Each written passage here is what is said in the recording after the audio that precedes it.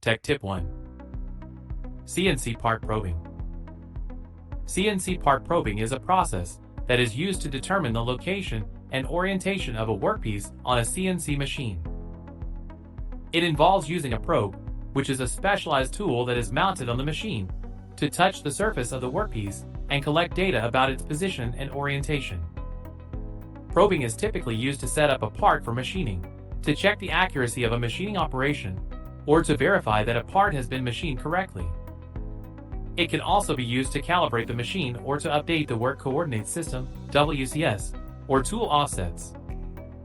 There are several different types of probes available, including touch probes, laser probes, and vision probes. The type of probe that is used will depend on the specific needs of the application and the capabilities of the CNC machine. Probing requires careful setup and execution in order to be accurate. It is important to use the correct probe cycle, set appropriate speeds and feed rates, establish a reference point, and check for interference. There are some key points to consider when part probing. Number 1. Use a dedicated probe tip. It's important to use a probe tip that is specifically designed for probing, as regular cutting tools may not be accurate or reliable for this purpose. Number 2. Set up your machine correctly. Make sure that your machine is properly calibrated and that the probe is mounted securely before starting a probe cycle. Number 3. Use the correct probe cycle.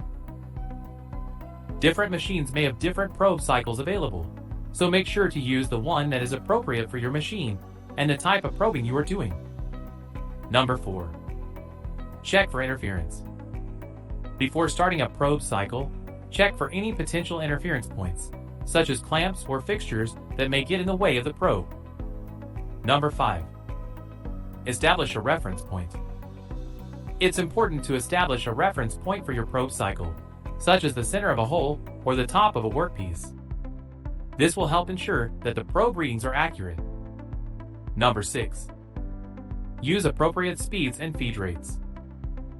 The probe should move at a slow and controlled pace to ensure accurate readings. Make sure to use appropriate speeds and feed rates for the probe cycle. Number 7. Check probe offsets. Before starting a probe cycle, it's a good idea to check the probe offsets to ensure that they are correct. This will help ensure accurate readings.